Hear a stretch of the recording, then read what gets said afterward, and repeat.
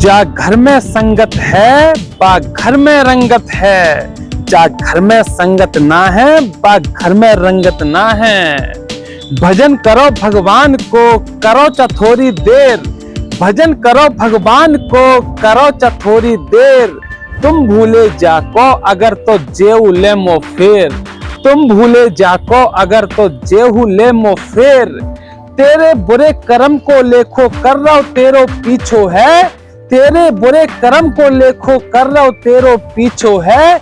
जब लागे दुनिया की ठोकर काहे अखियां भीचो है, जब लागे दुनिया की ठोकर काहे अखियां भीचो है। अबऊ समय है जग जा बंदे, अबऊ समय है जग जा बंदे, काम तेरे यही आएगो। अबऊ समय है जग जा बंदे, काम तेरे यही आएगो। दुनिया नाय निभात रिश्ते, दुनिया नाय निभात रिश्ते, रिश्ते यही निभाएगो। और एक समय पर यही श्याम, एक समय पर यही श्याम जीवन बीमा बन जाएगो। जिंदगी से पहले और जिंदगी के बाद भी रिश्ता निभाएगो, जिंदगी से पहले और जिंदगी के बाद भी रिश्ता निभाएगो। और जब जाओगे मर के ऊपर, जब जाए तू मर के ऊपर तो सीना से तुझे चिपकाएगो, जब जाए तू मर के ऊपर सीना से तुझे चिपकाएगो। जय श्री श्याम दोस्तों, मैं हूं आपका भाई बाबा का सेवक अलंकार तोमर। और आज हम आपको अर्जी के बारे में बहुत कुछ बताएंगे। उससे पहले हमारे दिल के ये छोटे से भाव थे जो हमारे दिल में बाबा श्याम खुद ही उत्पन्न करते रहते हैं, कुछ न कुछ भाव। और तो हमने सोचा है क्यों ना अपने दिल के भाव आप लोगों तक शेयर किए जाएं। आपको अर्जी के विषय में बहुत शॉर्टकट में और सॉलिड जानकारी, जहां तक मेरा अपना विचार है, जहां तक मेरी जानकारी है, अर्जी होती क्या है। पहले तो हम आपको बताएं अर्जी होती क्या है, और देखिए अर्जी के बारे में भी बताएंगे और बहुत ही महत्वपूर्ण बातें भी कुछ हम बताएंगे जो हम फॉलो करते हैं और जिनके फॉलो करने से बाबा श्री श्याम की कृपा मिलती है और अन्य देवी देवताओं की भी कृपा मिलती है। ये जीवन में अत्यंत आवश्यक है। जब तक सभी देवी देवताओं की कृपा हमारे ऊपर नहीं होती है तब तक हमारा कल्याण नहीं होता है। बहुत इंपॉर्टेंट बातें मैं कुछ बताऊंगा जो शायद आपने किसी वीडियो में अभी तक ना सुनी होंगी। जब हमारी अर्जी पूरी ना होती है तो हमें किन किन बातों का विशेष ध्यान रखना चाहिए और हमें क्या चीज और फॉलो करनी चाहिए जिससे हमें कम समय में, कम पूजा पाठ में, कम मेहनत में अधिक से अधिक फल मिल जाए। यही हमारा मोटिव है आज की वीडियो का। इसलिए आप लोगों से हाथ जोड़कर प्रार्थना, वीडियो पूरी देखना, आप लोगों को निश्चित लाभ मिलेगा। बहुत ही काम की वीडियो है आप लोगों की। देखिए हम अर्जी की प्रारंभ करते हैं कि अर्जी है क्या। अर्जी कोई विशेष बात नहीं है। बहुत से लोग हवा बैठा लेते हैं अर्जी अर्जी अर्जी। अर्जी है क्या? जब हम लोगों ने स्कूल में पढ़ाई की होगी कक्षा 8 तक या 9 तक या 10 तक, जो भी हम पढ़े रहे होंगे, तो हमारे जो टीचर होते हैं तो वो हमें एक प्रार्थना पत्र लिखवाते होंगे। 4 दिन की छुट्टी का प्रार्थना पत्र, या फिर हमें बुखार आ गया है उसका प्रार्थना पत्र। अब मान लीजिए आप इसी बात से ले लीजिए, किसी बच्चे को मान लीजिए छुट्टी की आवश्यकता है, छुट्टी की आवश्यकता है उस बच्चे को, और उस बच्चे ने अपने प्रधानाध्यापक को वो क्या लिखेगा? एक प्रार्थना पत्र। वरना प्रधानाध्यापक को कैसे पता पड़ेगा कि फलाने बच्चे को छुट्टी की आवश्यकता है या फिर इसको बुखार आ रहा है? जब उस हेडमास्टर के पास में वो अर्जी जाएगी, यानी कि उस बच्चे की एप्लीकेशन जाएगी। एप्लीकेशन, प्रार्थना पत्र या अर्जी, तीनों एक ही चीज है, कोई भी चीज अलग नहीं है। अंतर इतना है, जो हम आपस में कम्युनिकेट करते हैं वो हम प्रार्थना पत्र कह लेते हैं, जो भगवान को देते हैं हम वही प्रार्थना पत्र अर्जी का रूप ले लेता है। तो प्रधानाध्यापक में और बच्चे के बीच में कम्युनिकेशन हो रहा है एक पत्र के द्वारा।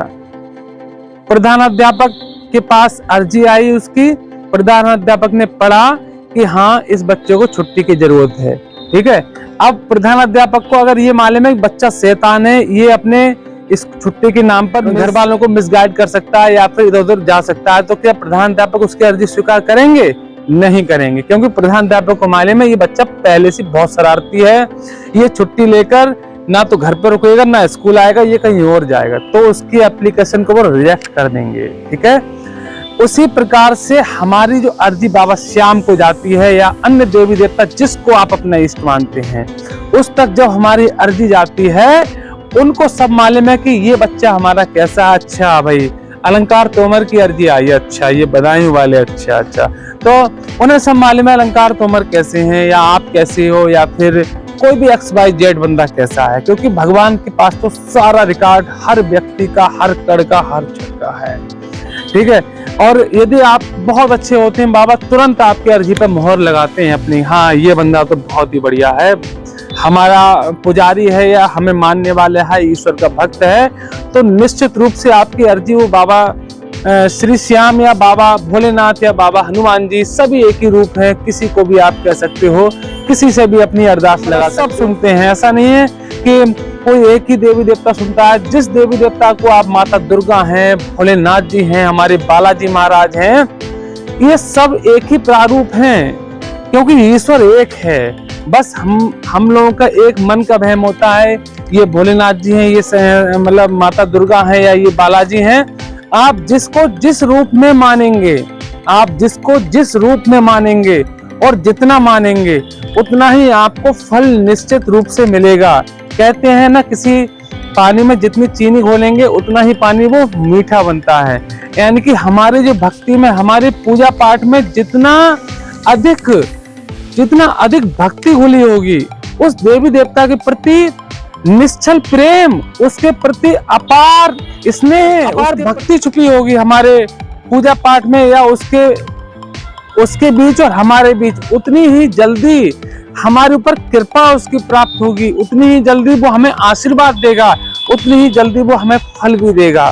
तो अर्जी का आप लोग समझ ही गए होंगे, अर्जी एक प्रार्थना पत्र है जो कि दो लोगों के बीच में एक साधन है आपस में बात करने का, जैसे कि भगवान के बीच में और हमारे बीच में एक साधन हो गया। जब हमारा प्रार्थना पत्र भगवान तक जाता है और हमारी बहुत सारी बातें लिखी होती हैं उसमें, भगवान जी, बाबा श्याम, हमारी ये अरदास है, हमारी इस इच्छा को पूरा करो, बाबा हम आपके शरण में हैं, तो बाबा निश्चित रूप से सुनते हैं। बाबा को तो सब पता है हमारा कौन सा भक्त कैसा है, उसको क्या चाहिए, मालूम तो ना सब रहता है, वो तो अंतर्यामी है। लेकिन जो अर्जी जाती है, वो अर्जी एक डायरेक्ट बाबा के कानों में आपकी आवाज जाती है। अर्जी क्या है? एक आवाज है बाबा के कानों में आपकी आवाज पहुंचने की। अर्जी के बारे में हम आगे बढ़ने से पहले बहुत ही कुछ इम्पोर्टेंट बातें बताना चाहेंगे जो अत्यंत आवश्यक हैं हम लोगों के जीवन में। देखिए, किसी भी डिपार्टमेंट में हर विभाग का एक अधिकारी अलग अलग होता है। उसी प्रकार हमारा जो ब्रह्मांड है, हमारे जो देवी देवताओं का डिपार्टमेंट है, सबका अलग अलग होता है।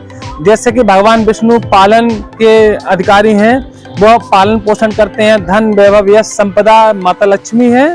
और जो बालाजी हैं वो शक्ति का एक डिपार्टमेंट है, उनके पास पावर डिपार्टमेंट है। और भोलेनाथ जी हैं, उनके पास क्या का डिपार्टमेंट है?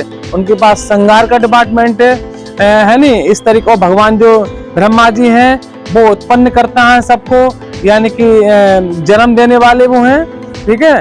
उसी प्रकार से जो डिपार्टमेंट एक रहता है हमारा, सबसे जो हम लोगों के जीवन में अक्सर आता रहता है, आप लोग बता सकते हो, वो डिपार्टमेंट है शनिदेव जी का।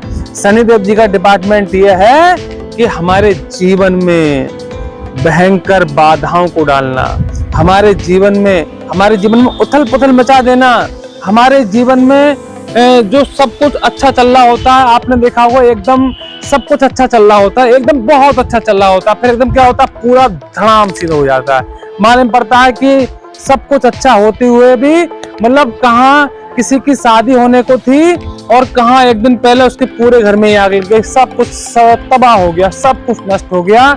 ना तो वो लड़का बचा जिसकी शादी होनी थी, ना उसके माँ बाप बचे, उसका पूरा घर जल के बर्बाद हो गया। उस घर में जो रुपए थे, गहने थे, बहू के लिए सामान था, सब कुछ जल के अब आप बताइए क्या हो गया? ऐसा था और एकदम ऐसा हो गया। बहुत इंपॉर्टेंट बात मैं आप लोगों को बता रहा हूँ, शनिदेव जी का प्रकोप जीवन में बहुत बड़ा प्रभाव डालता है।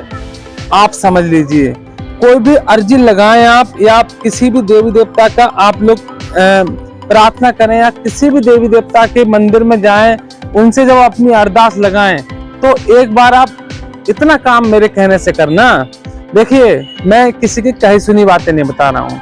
मैंने अपने जीवन में जो बातें फॉलो की हैं, जो मैं अपने जीवन में करता हूँ, मैं आपको रियलिटी बात बता रहा हूँ। शनिवार वाले दिन आप शनिदेव का दीपक जलाना बिल्कुल ना भूलें। बिल्कुल जलाइए आप शनिदेव का दीपक, क्योंकि शनिदेव का शांत रहना, शनिदेव का प्रकोप से बचने के लिए हमारे जीवन में जो बाधाएं आती हैं, उथल पुथल आती है, उनसे अगर बचना है तो भाई शनिदेव को बिल्कुल मत भूलिए। क्योंकि शनिदेव हैं, कौन से देव हैं? हमारे जीवन में उथल पुथल लाने वाले देव हैं। जैसे कि मैंने अभी डिपार्टमेंट आपको सभी बताए थे, सारे डिपार्टमेंट अलग अलग हैं देवी देवताओं के, तो इनको भी तो भाई शांत रखो हे शनिदेव महाराज। बस बाबा आप और शांत रहो, बाकी सब तो सब बढ़िया हो जाएगा। बाकी तो हमारे बाबा श्याम बैठे हुए हैं, लेकिन बस आप शांत रहो भाई। आप हमारे जीवन में शांति बना रखें, हमारे जीवन में आप कृपा बनाए रखें, तभी हमारा बेड़ा पार हो सकता है। शनिदेव को दीपक जरूर जलाएं शनिवार को। और देखिए, 3 बातें बहुत इंपॉर्टेंट हैं। 3 बातों में आप मान लीजिए शनिवार वाले दिन काला कुत्ता आपको मिल जाए कहीं पर भी, काला कुत्ता, काली गाय और आपकी चींटियां, ये 3 चीजें, ये तीनों ही काली होती है। काला कुत्ता, काली गाय और काली चींटी। जहां आपको जैसे भी मिल जाए, जिस स्थिति में मिल जाए, आप कुछ ना कुछ उनको अवश्य खिलाएं। चींटियां मिल जाए, आटा डाल दो, या फिर छत पे अपने डाल दो आटा, जहां चींटियां बहुत सारी मात्रा में रहती हो। और काला कुत्ता मिल जाए, रोटी खिला दो एक। काली गाय मिल जाए, रोटी खिला दो एक। और आपको अगर कुछ भी नहीं मिला, रोटी नहीं है आपके घर में, मालूम पड़ा सुबह सुबह आ जाए, दोपहर में आ जाए, रोटी खत्म हो जाती है उस समय, तो आप एक बिस्कुट का पैकेट ले लो 5 रुपए का। पार्ले जी 5 रुपए का आता है, 5 भी ना हो तो 2 वाला पार्ले जी ले लो। मतलब कुछ ना कुछ खिला देना चाहिए हमें, ताकि हमारे शनिदेव का जो प्रकोप है, शनिदेव का जो प्रभाव है, हमारे इन छोटे छोटे दान पुण्यों से बाबा शनिदेव प्रसन्न होते हैं। और बाबा शनिदेव की जो प्रकोप होता है, वो हमारे जीवन से हल्के हल्के खत्म होने लगता है। और शनिदेव जी के प्रकोप से बचने के लिए इस तरीके के हमें काम जरूर करने चाहिए। तब हम जो अपने देवी देवताओं की पूजा करते हैं, बाबा श्री श्याम की या भोलेनाथ की, तब वो पूजा हमको और ज्यादा लगती है, क्योंकि हमारी दोनों तरफ से रोक होती है। ऊपर से शनिदेव जी की प्रकोप की रोक हो जाती है, दूसरी तरफ से उनकी, जिनको भी हम मानते हैं, उनकी कृपा हम पे मिले। इधर शनिदेव बैठे हुए हैं, इधर से रोक हो गई उनके प्रकोप की, इधर जिस देवी देवता को हम मानते हैं, उन्होंने अपनी कृपा बरसा दी, तो हमारा जो बीच का स्थिति है वो क्या है? सुखमय हो जाएगा, एकदम संपन्न हो जाएगा, और हमें किसी का भी भय नहीं रहेगा।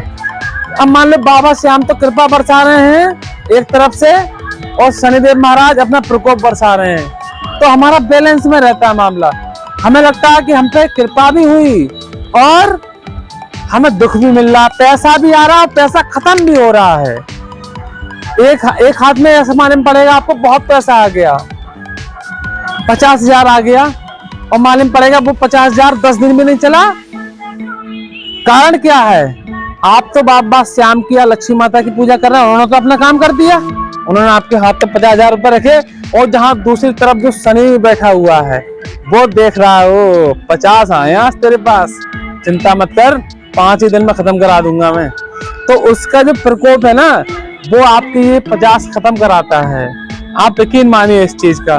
और ये बहुत छोटी छोटी बातें लग रही होंगी, लेकिन ये गंभीर विषय की बातें हैं, और मैंने अपने जीवन में खुद अनुभव किया है। जहाँ पर मुझे जो लगता है अच्छा, और जहाँ मेरा जो दिल कहता है, वो मैं आप लोगों तक शेयर करना चाहता हूँ, क्योंकि कृपा आप लोगों को भी मिले बाबा की, जो जैसे हमें मिलती है आप लोगों तक मिलती रहे। बाबा श्री श्याम या अन्य देवी देवता मैं सभी को मानता हूँ, आप ये ना समझे मैं श्याम बाबा को ही मानता हूँ, भोलेनाथ जी भी मेरे उतने ही प्रिय हैं जितने बाबा श्याम हैं। मैं आज आपको सही बात बताऊं, मैं भोलेनाथ जी की भी उतनी ही पूजा करता हूं जितनी श्याम बाबा की। भोलेनाथ, श्याम बाबा, माता दुर्गा, हनुमान जी, बालाजी महाराज, लक्ष्मी गणेश भगवान, लड्डू गोपाल, ये सब हमारे एक ही रूप है। मैं सभी को बहुत प्यार और बहुत उनका सम्मान, बहुत हृदय से सम्मान करता हूँ।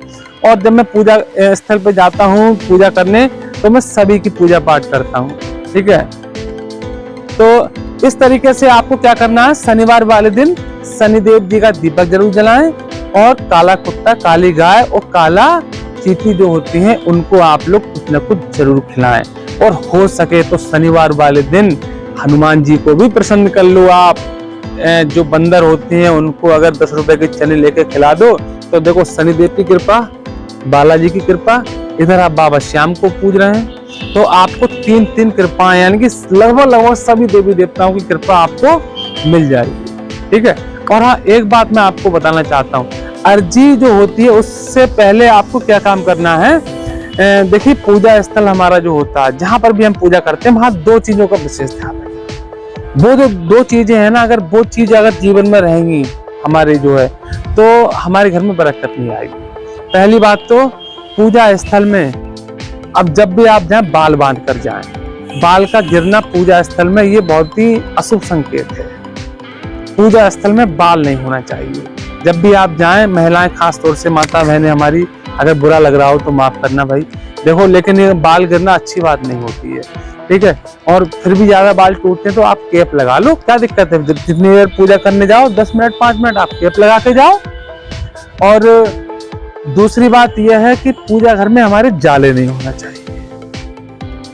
पूजा घर में जाले हैं, ये इससे भी शनिदेव आते हैं। फिर पूजा घर में विशेष तौर पर, बाकी वैसे तो कहीं पर जाले नहीं होने चाहिए, हमारा पूरा घर नेट एंड क्लीन होना चाहिए, लेकिन पूजा स्थल पे आप विशेष ध्यान रखो इस चीज का।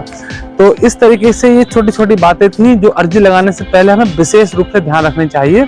अब अर्जी मैंने आपको बताई दी, एक कम्युनिकेशन का साधन है ईश्वर के बीच में और हमारे बीच में। आप अपने घर से अर्जी लिख सकते हो बाबा श्री श्याम की मनोना धाम के लिए। आप अपने घर से अर्जी अगर लिखना चाहो तो आपको कुछ नहीं करना है, आपको सिंपल जय श्री श्याम, जय मनोना धाम, जय हो महंत जी महाराज। ये मैं वो विधि बता रहा हूं जो आप घर से मनोना धाम के लिए अर्जी भेजेंगे। जय श्री श्याम, जय मनोना धाम, जय हो महंत जी महाराज की। इतना लिखने के बाद फिर अब देखिए मैं आपको यहाँ पर एक बात और बताता हूँ। बहुत से लोग बताते हैं लाल कलम, नीला कलम, ये और वो। देखो मैं इन चीजों में बिलीव नहीं करता हूँ। कलम कैसा भी हो, नया हो, पुराना हो, लाल हो, नीला हो, मेरे ख्याल से काला ना हो तो ज्यादा उचित है। काला नहीं हो, क्योंकि शुभ काम में काला नहीं चलता है। ये तो आपको भी खूब मालूम होगा, हमें भी खूब मालूम है। काले का प्रयोग ना करें तो बेटर है। वैसे आप किसी का भी प्रयोग कर दें, क्योंकि ये कोई जरूरी नहीं है। नीला लाल बताओ कहाँ लिखा है, मैंने तो कहीं देखा नहीं। बहुत से लोग हमारे यूट्यूब पे अर्जी जो लोग बताते हैं अर्जी के बारे में, वो लोग बताते हैं कि लाल होना चाहिए, नया होना चाहिए। लेकिन एक बात बताओ, दिल आपका काला है, आपके दिल में खुरापाते भरी हुई हैं, पेन आप नया ले आए लाल, तो भी बताओ उससे अर्जी पूरी होगी आप? तो बाबा श्री श्याम का पेन देखते हैं कि लाल ही हो कि नया ही हो, ऐसा मेरे ख्याल से तो ऐसा कुछ नहीं है। और कोई दिन फिक्स नहीं है इसका कि साहब मुझे आज अर्जी लिखनी है या आप इतवार को ना लिखें। बहुत से लोग कहते हैं इतवार को मत लिखो, क्यों ना लिखो भाई, सारे दिन भगवान के हैं। आप जब मन में आए आपके, तब आप अर्जी लिखने बैठ जाओ, कैसे भी पेन से लिखने बैठ जाओ, मेरा तो ये मानना है। ठीक है, लेकिन चलो काला ना होना चाहिए। काले क्योंकि सब काम हो रहा है भाई, हमारा संबंध बनना है या फिर बाबा श्री श्याम से हमारी अर्जी जा रही है, हमारा प्यार जा रहा है उनके पास में, तो प्यार एकदम शुरुआत में काला नहीं होना चाहिए ना। तो इस तरीके से काला पेन ना यूज करें तो ज्यादा बेटर है। बाकी आप कोई भी यूज करें, किसी भी दिन आप अर्जी लिखें, और आपकी अर्जी बाबा श्री श्याम से जब आप लिखें तो आप ये 100% विश्वास के साथ लिखें कि बाबा श्री श्याम अर्जी हमारी पढ़ेंगे। बस हम नहीं जानते दुनिया को कि हमारी अर्जी कहाँ जाएगी, कैसे जाएगी, कौन ले जाएगा। ये हमारी अर्जी बाबा तक पहुंच रही है। ज्यादा स्मार्ट मत बनिए, कभी चालाक मत बनिए। बहुत से लोग फोन करते हैं, हाँ भैया अलंकार तोमर बोल रहे हैं, हमने अर्जी भेजी थी, पहुंच गई क्या? अब ये बताओ, तुम्हें विश्वास तो होना चाहिए कि अर्जी हमारी जो हमने भेजी तो पहुंच गई होगी। नहीं भी पहुंची होगी तो भी पहुंच गई समझो बाबा तक। इतना तो कॉन्फिडेंस रखो बाबा पर। अगर वो डाकिया ने नहीं भी पहुंचाई होगी तो भी आपके मन में ये कॉन्फिडेंस पहुंच गई तो समझो बाबा तक पहुंच गई वो। इतना भरोसा तो हो आप लोगों के लिए। तो इस तरीके से आपको अर्जी लिखना है और जय श्री श्याम, जय मनोना धाम, जय महेंद्र जी महाराज अपनी पूरी बात लिख देना है कि बाबा मेरा नाम ये है, मैं यहाँ पर रहता हूँ और मेरा ये मोबाइल नंबर है। बाबा आपकी मुझे विशेष कृपा की आवश्यकता है, मुझे आपके प्यार की जरूरत है। बाबा अपना कृपा, आशीर्वाद, प्रेम हमेशा मुझ पर बनाए रखना। देखो कुछ मत मांगो बाबा से मांगो प्रेम, आशीर्वाद और उनका स्नेह। ये 3 चीजें आपको मिल गई ना तो आपको सब कुछ मिल गया समझो आप। ये मत मांगो बाबा मुझे प्लाट दिला दो, बाबा मुझे घर दिला दो। बाबा जब महाभारत का युद्ध हुआ था तो कौरव पांडवों का जो था, कौरवों ने सेना मांग ली, पूरी नारायणी सेना थी, वो विशाल सेना मांगी करोड़ों की हैं, और पांडवों ने क्या मांग लिया, केवल कान्हा मांगे एक, यानी कान्हा का प्यार मांगा। अब देख लो आप विजय कौन हुआ। तो ऐसे समझ लीजिए आप दुनिया भर की चीजें मत मांगिए, आप उनसे केवल उनका साथ मांग लीजिए बस। जीवन बीमा की तरह जैसे मैंने आपको बताया, जीवन के साथ भी वो काम आएगा और जीवन के बाद भी वो काम आएगा। नीचे भी आपको प्यार देगा, गले लगाएगा, और ऊपर जाओगे ना तो भी वो सीने से चिपकाएगा। ऐसा है मेरा कान्हा। रियल में बहुत मतलब उसकी भक्ति ही ऐसी है, अगर उसकी भक्ति में खो जाओ ना तो ये नहीं मालूम पड़ता है कि कुछ नहीं मालूम पड़ेगा, आपको बैराग हो जाएगा जीवन से। तो इतना भी मत खोइए। और दूसरी बात देखिए, पूजा पाठ जरूर करें आप लोग, क्योंकि कहते हैं साधु सन्यासी जो होते हैं वो तो खैर पूजा करते ही करते हैं, उनका तो काम है भाई पूजा करना, क्योंकि उन्होंने सन्यास लिया हुआ। लेकिन आप गृहस्थ आश्रम भगवान ने आपको दिया है, बीवी बच्चे दिए हैं, वो गृहस्थ आश्रम में आप फंसकर भी थोड़ा भी समय बाबा के लिए निकाल रहे हो तो आप 100 सन्यासियों के बराबर आपको लाभ मिलेगा उसमें। क्योंकि गृहस्थ आश्रम में सबको मालूम है समय की शॉर्टेज रहती है, उस शॉर्टेज में भी आपने अगर थोड़ा सा भी समय निकाला तो आप निश्चित रूप से बाबा की कृपा के पात्र बनोगे। ठीक, तो इस तरीके से आपको अर्जी लिखना है और पूरी बात उसमें लिख देना। बाबा की प्रशंसा अवश्य लिखना है उसमें। बाबा आप महान हो, बाबा आप लगदातार हो, आप सबके मन की जानते हो, आप क्या नहीं जानते हो, आपसे दुनिया का क्या नहीं छुपा है। ठीक, और बाबा आपसे बड़ा कोई दानी भी नहीं है इस दुनिया में। इस तरीके से बहुत सारी बातें हम तारीफ करेंगे तो क्या होगा, बाबा प्रसन्न पहले हो जाएंगे। नीचे से हल्की सी अपनी बात लिख दो, बाबा तुरंत मोहर लगा देंगे, आपकी अरदास पूरी हो जाएगी।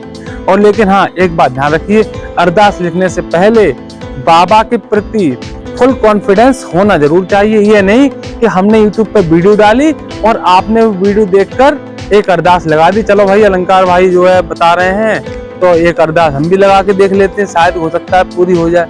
तो ये चीजें इतना लूज कॉन्फिडेंस अगर रखोगे तो शायद मुश्किल बात है। आप अपने अंदर से विश्वास रखिए कि हाँ मेरी पूरी होगी, बाबा मेरे अंदर विराजमान है। और ये कॉन्फिडेंस मालूम है कैसे आएगा, आप बाबा की रोज पूजा करेंगे। कॉन्फिडेंस ये बाजार में नहीं बिकता है, कॉन्फिडेंस खुद से पैदा होता है, कॉन्फिडेंस बाबा पैदा करते हैं। जब बाबा की कृपा जिस पर हो जाती है या बाबा की जो रोज पूजा करता है तो ऑटोमेटिक कुदरती कॉन्फिडेंस आता है उसके अंदर। तो वो कॉन्फिडेंस आप भी लेकर आए। हम तो ये चाहते हैं कि सबके साथ बाबा की कृपा हो, सब सुखी रहें, सब संपन्न रहें, कोई इस दुनिया में दुखी ना रहे। लेकिन ये संभव कैसे होगा, ये संभव तभी होगा जब आप ईश्वर के नियमों का पालन करेंगे। तो इस तरीके से आपको अर्जी लिखनी है। सब कुछ लिखने के बाद में आप जो मुख्य पता है यहाँ का मनोना धाम का, वो पता है सेवा में श्रीमान ओमेंद्र महाराज जी, ग्राम्बा पोस्ट मनोना, ग्राम्बा पोस्ट मनोना, तहसील आंवला, जिला बरेली, उत्तर प्रदेश, भारत। और नीचे हमारा पिन कोड नंबर 243301। ये जो पता है, इस पते पे आप अपनी अर्जी को डाक खाने में डालें। और इसमें हाँ एक बात ध्यान रखिए, अर्जी लिखने के बाद उसमें 61 रुपए आपको रखना है। कितने रुपए रखने हैं, 61 रुपए आपको रखना है। 61 रुपए रखने के बाद मौली से लपेटना है और बढ़िया करके लिफाफे में पैक कर देना उसको। लिफाफे में पैक करने के बाद एड्रेस लिखेंगे और सीधे डाक खाने में पोस्ट कर देंगे। आपकी अर्जी मनोना धाम तक पहुंच जाएगी और निश्चित पूरी होगी, हमारा अपना विश्वास है। और ये तो हो गई विधि आपकी घर बैठे अर्जी भिजवाने की।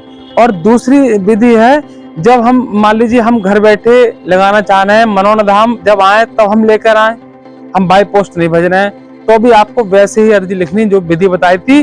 बस इतना अंतर है, आप बाई पोस्ट न भेजकर अपने घर में बाबा श्री श्याम के चरणों में समर्पित कर दें और उस अर्जी में लिख दें, जब भी हमारी अर्जी पूरी होगी या जब भी बाबा आप बुलाओगे तब मनोरथ धाम आएंगे, तब ये अर्जी आपके दरबार में आपके चरणों में समर्पित कर देंगे। तब आप जब भी मनोरथ धाम आए तब उस अर्जी को आप लेकर आए। ये हमारी पूरी विधि है अर्जी की। लेकिन अर्जी से पहले हमने आपको बहुत सारी बातें बताई, जैसे शुरुआत में बहुत सी बातें बताई जो हमने दोहे बनाए थे, उन दोहे को भी आप विशेष रूप से पालन करें उनका, और बाबा के प्रति अच्छे भाव रखें, फुल कॉन्फिडेंस रखें और जहां तक हो सके अच्छे कर्म करें। बाबा की कृपा हमेशा प्राप्त होगी। आपकी अर्जी, आपका जो संदेश है, आपका जो भाव है, आपके प्रेम के जो शब्द हैं, वो बाबा के चरणों में, बाबा के कानों तक निश्चित पूजेंगे। आप आज ही अर्जी लगाओ और अच्छे कर्मों में आप विशेष ध्यान रखें। किसी गरीब को कभी मत सताना, किसी गरीब को मत सताना, किसी का दिल मत दुखाना। किसी का दिल दुखने की आह बड़ी तकड़ी होती है और हर दिल में भगवान है, हर दिल में भगवान बैठा हुआ है। और दिल के हमेशा नेक बनना, दिल का हमेशा साफ बनना। साफ का मतलब दिल में ऐसे बच्चे का एक दिल होता है, बच्चे का दिल होता है, उसी प्रकार का दिल रखें। ये नहीं कि चुगलखोरी, मक्कारबाजी, तौते की हम कोई अगर उठ रहा है आगे या फिर कोई आगे बढ़ रहा है तो हम खिसिया रहे हैं, उससे जल रहे हैं, अरे ये आगे क्यों बढ़ गया, इतना आगे हमें बढ़ना चाहिए था। अरे भाई उसका वो उससे भगवान बढ़ा रहा है आगे, तो भगवान जब जितना बढ़ा रहा है वो उतना उसे बढ़ा रहा है। आप कौन होते हैं उसको रोकने वाले? ये तो भगवान की कृपा है उसके ऊपर। कभी किसी से कंपटीशन नहीं करना जीवन में, कभी किसी का दिल मत दुखाना। कंपटीशन से बहुत कुछ बिगड़ता है। हम मान लीजिए उसे भगवान ने करोड़पति बनाया, हम लखपति भी नहीं है, और हम कैसे उसकी कंपटीशन कर सकते हैं? अब मान लो उसने खरीदी 20 लाख की गाड़ी और हमारा 1 लाख की गाड़ी खरीदने का बजट नहीं है, तो कभी किसी की कोई कंपटीशन नहीं इस दुनिया में। जिसको भगवान जितना बढ़ाता है वो उतना ही बढ़ता है, जिसको वो डाउन करता है वो उतना डाउन होता है। तो बस कहने का तात्पर्य है, सुखी रहो, कंपटीशन मत करो किसी से। बाबा ने जितना दिया है उसी में मतलब संतुष्ट रहो कि हाँ ईश्वर तूने मुझे अगर 2 रुपए भी दिए हैं तो हो सकता है कि मेरी औकात 2 लाख हो। मैंने पिछले नंबर 2 रुपए के कर्म किए होंगे तो मुझे 2 ही मिल गए वापस, ठीक है। सामने बात मेरे पड़ोसी ने 100 रुपए करे होंगे तो उसे 100 मिल रहे हैं, तो इसमें कभी मत जलो, उससे जलो मत, बिल्कुल नफरत मत करो, घृणा मत करो। नफरत, घृणा, द्वेष, छल, कपट, चोरी, लकोरी, डाका डालना, इतौते की जो बातें, मक्कारपंथी की बातें, छल कपट की बातें, ये सब अगर दिल में होंगे तो कभी भी आपको ईश्वरी कृपा प्राप्त नहीं होगी। आप हमेशा दुखी रहेंगे। अगर ये चीजें आपके अंदर है, ये बिल्कुल निकाल दो भाई। और देखिए, ज्यादा स्मार्ट कभी मत बनो। ज्यादा चालाक बनने से भी क्या होता है, भगवान की कृपा नहीं मिलती है। कुछ बातें हमें ईश्वर के ऊपर ही छोड़ देनी चाहिए। उसकी हर रजा को, उसकी हर इच्छा को हमें स्वीकार कर लेना चाहिए कि हे प्रभु, वह हो सके। अगर आपके साथ कुछ गलत भी हो रहा है तो वो भी आपके लिए कुछ अच्छा ही संकेत है। आने वाले समय में वो आपको कुछ ना कुछ देगा। उस समय तो आपको बुरा लगेगा, आप बाबा को कोसेंगे भी कि यार बाबा भगवान तुमने ये क्या कर दिया हमारे साथ में। लेकिन आप देखना कुछ दिनों बाद आपको वही आपके साथ जो गलत हुआ था ना कुछ दिन पहले, वही आपको 10 दिन बाद या महीने भर बाद आपको अच्छा लगने लगेगा कि भगवान तुमने सही किया था उस समय, तो हम ही गलत थे, हमने गलत सोच लिया आपके लिए। धन्यवाद प्रभु, आपने हमारे लिए इतना किया। फिर आपके अंदर ये भाव पैदा होंगे। तो इसलिए कभी मत ये सोचो कि बाबा ने हमारे साथ गलत कर दिया। भगवान कभी किसी के साथ नहीं गलत करता। अगर वो करता भी है तो करने दो, उसके ऊपर कॉन्फिडेंस रखो, उसके ऊपर विश्वास रखो। अगर हमारा पिता है और हम उसके छोटे बेटे हैं, उसकी उंगली पकड़ वो अगर अंधेरे में भी ले जा रहा है हमें, तो हमें कभी मन में ये नहीं होना चाहिए कि हम गिर ना जाएं। हमें उसकी उंगली पकड़ते हुए इतना विश्वास होना चाहिए कि ये हमारा पिता है, ये हमें गलत जगह नहीं ले जाएगा। अगर वो अंधेरे में भी ले जा रहा है तो किसी न किसी अच्छाई से ले जा रहा होगा। उससे कभी प्रश्न मत करो कि तुम क्यों हमें अंधेरे में लेके जा रहे हो, ठीक है। अगर वो कुएं में भी गिर रहा है तुम्हें लेकर, तब तक तुम्हारे मन में कभी संदेह नहीं हो। वो कुएं में गिर भी रहा है तुम्हें लेकर, तो भी तुम सोचो ये कुएं में गिर रहा है, मेरा पिता है तो किसी अच्छे काम के लिए ही गिर रहा होगा। तुम विश्वास तो रखो। इतना कॉन्फिडेंस जिस दिन भगवान पे आ जाएगा उस दिन तुम्हारा जीवन ही बदल जाएगा। तुम देखना तुम्हें कितना अच्छा और कितना बाबा का विशेष प्यार और विशेष लगाव बाबा से, बाबा भी तुम्हें बहुत आशीर्वाद देगा जिस दिन इतना कॉन्फिडेंस हो जाएगा। बहुत विश्वास रखिए बाबा पे और हमेशा बाबा के सामने रोइए मत, बाबा को धन्यवाद दिया करो। बाबा तुमने हमें जीवन दिया, क्योंकि जीवन देने वाला तो वही है, वही हमें हर एक सांस दे रहा है। अभी अगर उसकी इच्छा ना हो तो क्या हम बोल सकते हैं? अभी जो मैं बोल रहा हूँ ना, ये एक शब्द नहीं निकाल सकता मैं, अगर उसकी इच्छा नहीं होगी तो। ये जो मैं बोल रहा हूँ ना, ये जो आपको बता रहा हूँ, ये उसके कहने से ही बता रहा हूँ, आप समझ लीजिए। इतना आप हमेशा ध्यान रखो। अब वो मेरे सामने खड़ा हुआ, वो कह रहा है बेटा तू ऐसे ऐसे बोल, मैं वैसे वैसे बोल रहा हूँ, उसकी इच्छा नहीं होगी, एक शब्द नहीं निकाल पाऊंगा मुंह से। तो जो कुछ कराने वाला है वो करा तो सब ईश्वर ही रहा है। जो प्रेरणा हमें मिल रही है वो ईश्वर दे रहा है हमें।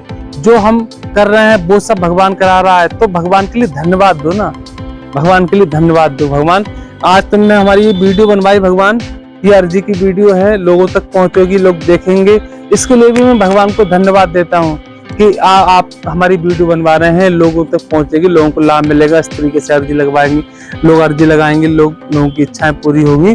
तो ये भी तो एक धन्यवाद का विषय है। तो इस तरीके से हर चीज में बाबा के लिए धन्यवाद दिया करो, हर चीज में। हर समय रोना भी अच्छा नहीं लगता है। जो भक्त लोग होते हैं ज्यादा रोते हैं तो वो भगवान को कष्ट होता है, भगवान भी रोता है हमारे साथ में। फिर ऐसी बात नहीं है, भगवान को भी अपने भक्तों का कष्ट नहीं देख मिलता, लेकिन नियति जो होती है, नियति में जो लिखा होता है वो तो होना ही है। अब आप रोते रहो तो भगवान को भी कष्ट होगा, क्योंकि आप उसके सेवक हैं, उसके प्रेमी हैं। ज्यादा चालाक लोगों पर कभी भगवान की कृपा नहीं होती। आपने देखा होगा जो सीधे होते हैं उनको उनसे ज्यादा मिल जाता है। जो दिल के भोले होते हैं वो ज्यादा पा लेते हैं, और जो स्मार्ट होते हैं, चालाक होते हैं। मैं आपको एक छोटा सा उदाहरण बताऊं। मुख्यमंत्री योगी आदित्यनाथ जी हैं। मुख्यमंत्री जी ने कभी, योगी जी ने जब संन्यास लिया होगा तो क्या कभी सोचा होगा कि हम मुख्यमंत्री बनेंगे? कभी आप ही हमें बताओ। मैं किसी राजनीति की बात नहीं कर रहा, मैं आपको बहुत रियलिटी की बात बता रहा हूँ। शायद कभी नहीं सोचा होगा कि मैं मुख्यमंत्री बनूंगा, लेकिन ईश्वर का प्यार, ईश्वर का हाथ, ईश्वर का आशीर्वाद। अगर वो ये सब सोचते तो संन्यास क्यों लेते फिर बताओ हमें? और न जाने कितने नेता लोग सोचे हुए बैठे थे कि हम बनेंगे मुख्यमंत्री। बहुत लोग बैठे हुए थे सोचे हुए। अब मैं किसी का नाम नहीं लूंगा। जब हमारी उत्तर प्रदेश की सरकार बनी तो बहुत लोग लाइन में लगे हुए थे, लेकिन एक रात पहले भी मुख्यमंत्री योगी जी को ये नहीं मालूम था कि हम मुख्यमंत्री बनेंगे। एक दिन पहले ही उनको प्रपोजल दिया गया था मुख्यमंत्री बनने का। तो ये जो मैंने आपको किस्सा बताया राजनीति से संबंधित नहीं है, एक सामान्य किस्सा है ये। तो तात्पर्य यह है कि आप भगवान का जब प्यार, उनका आशीर्वाद पालेंगे ना, तो आपको सब कुछ मिल जाएगा। आपने सोचा भी नहीं होगा, भगवान वो भी आपको देगा। और आप वैसे रोते रहो कि भगवान ये, भगवान वो, भगवान ये, भगवान वो, और नहीं पूरी हो रही है तो आप भगवान को पूछ रहे हो कि भगवान है नहीं, भगवान है, भगवान है, भगवान है। ठीक है, इस तरीके से आप अर्जी लगाएं। और हमारी आपने वीडियो देखी, हमारी इन बातों को सुना, उसके लिए हम आपका दिल से शुक्रिया देते हैं, आपका धन्यवाद देते हैं। आप हमें इतना प्यार देते हो, इतने लाइक कमेंट करते हो, सभी के लिए हम आपको जय श्री श्याम कहते हैं। और लास्ट में एक बात और कहूंगा, भैया मैं आपका फोन अगर ना उठा पाऊं तो मुझे माफ कर देना, क्योंकि समय की बहुत बड़ी शॉर्टेज है। रोजाना 100-150 कॉल आती है, 100% में फोन रिसीव नहीं कर सकता हूं। आप मेरी मजबूरी को समझने की कोशिश करें, क्योंकि उतना ही गिना चुना समय है हमारे पास भी जितना सबके पास होता है। अब आप यकीन मानिए, हर 1 मिनट में 2 मिनट में एक कॉल आती है मेरे पास में, तो मैं कैसे सबके अटेंड कर सकता हूँ? आप थोड़ा सा समझने की कोशिश करें। अगर मैं ना रिसीव आपका फोन कर पाऊँ तो छोटा भाई, बड़ा भाई, जो कुछ आप समझे वो समझ के हमें माफ कर दें। जय श्री श्याम, जय मनोरा धाम, जय हो महेंद्र जी महाराज।